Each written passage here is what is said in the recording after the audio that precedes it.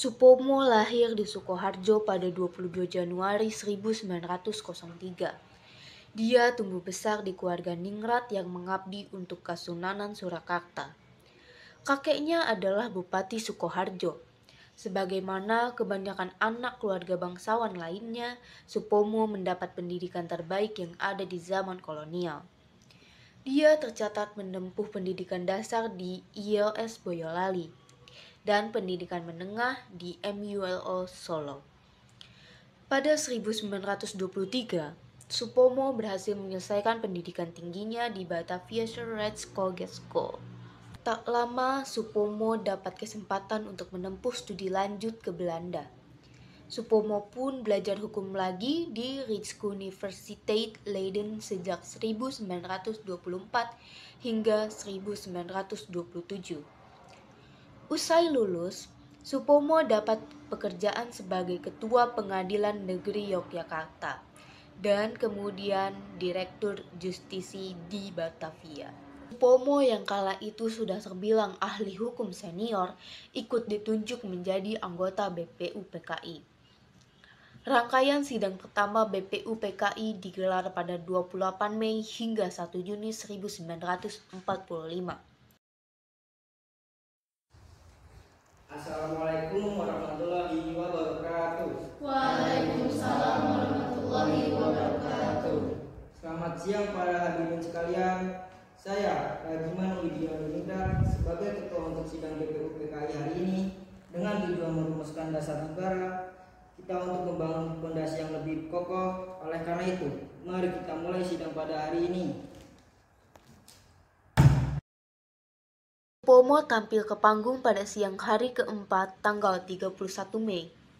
Awam jamak disuguhi informasi bahwa Supomo secara spesifik berbicara tentang dasar negara menurut Direktur Pusat Studi Pemikiran Pancasila atau PSPP Syaiful Arif. Informasi itu tak sepenuhnya tepat. Pasalnya, Supomo sebetulnya lebih banyak bicara soal teori-teori kenegaraan. Saudara-saudara sekalian, hari ini kita memulai sidang pertama BPU PKI. Mari kita mulai dengan mendengarkan pandangan dari Dr. Supomo tentang dasar negara yang akan kita dirikan. Untuk Dr. Supomo, dipersilahkan. Di depan majelis BPU PKI, Supomo mengemukakan 3 teori dasar tentang dasar negara. Teori pertama adalah negara individualistis yang bertolak dari ide-ide John Locke, J.J. Rousseau, dan Harold Laski. Teori kedua adalah negara kelas berakar dari pemikiran Karl Marx, Friedrich Engels, dan Lenin. Teori ketiga dan paling dikenal darinya hingga kini adalah ide negara integralistik yang didasarkan pemikiran Baruch Spinoza, Adam Muller, dan Georg Hegel. Terima kasih Pak Ketua.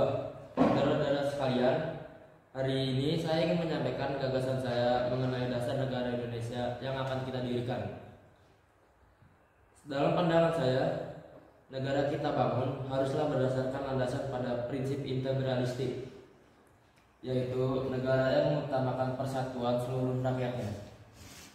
Negara harus menjadi satu kesatuan yang tidak terpisah-pisah, di mana pemerintah dan rakyat bersatu dalam suatu ikatan harmonis. Terima kasih. Izin bertanya, apakah yang Anda maksud dengan negara integralistik, Dr. Supomo? Bagaimana konsep ini bisa diterapkan dalam konteks masyarakat Indonesia yang sangat majemuk? Terima kasih. Terima kasih atas pertanyaannya. Negara integralistik adalah konsep di mana negara tidak memisahkan diri dari rakyat dan sebaliknya, negara juga tidak memisahkan diri dari negara. Negara bertindak sebagai satu entitas yang menyatukan seluruh elemen masyarakat, baik dari segi budaya adat maupun kepentingan ekonomi. Konsep ini sangat relevan bagi Indonesia yang terdiri dari beberapa suku, agama, dan golongan. Dengan prinsip ini, kita bisa membangun negara yang kuat dan bersatu. Terima kasih. Bagaimana kita memastikan bahwa negara resiko bahwa pemerintah yang terlalu kuat dapat menindas hak rakyat. Itulah kekhawatiran yang sah Bung Karno. Oleh karena itu, negara integralistik yang saya maksud bukanlah negara otoriter, melainkan negara yang adil dan keadaban. Negara harus berfungsi sebagai pengatur antar warga negara tanpa mengorbankan kebebasan individu.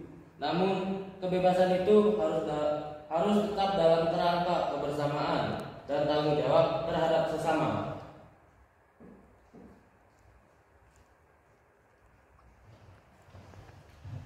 Terima kasih Dr. Supomo atas gagasannya. Baiklah, kita akan lanjutkan lagi sidang kali ini untuk Dr. Supomo. Kami persilakan untuk menyampaikan pendapat keduanya. Terima kasih Pak Ketua. Dalam konteks ini, saya ingin menekankan pentingnya kita membangun sebuah negara berdasarkan hukum. Hukum harus menjadi panglima dalam kehidupan bernegara. Tidak ada seorang pun termasuk mereka yang berkuasa yang berada di atas hukum. Jadi, negara yang kita cita-citakan adalah negara hukum yang menjunjung tinggi keadilan bagi seluruh rakyat. Semua warga negara tanpa terkecuali harus tunduk pada hukum.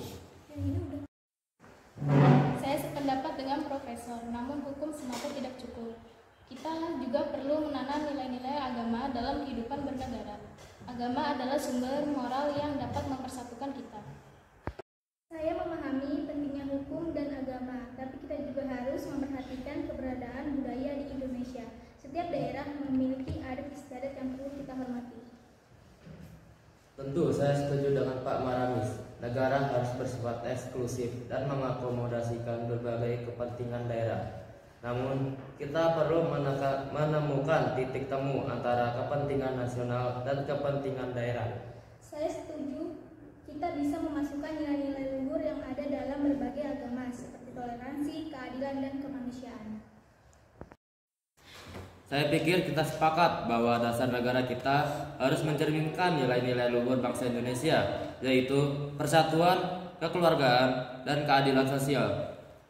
Baiklah saudara-saudara semua, anggota BPU PKI yang terhormat, kita telah mendengarkan berbagai pendapat yang sangat berharga mengenai dasar negara kita.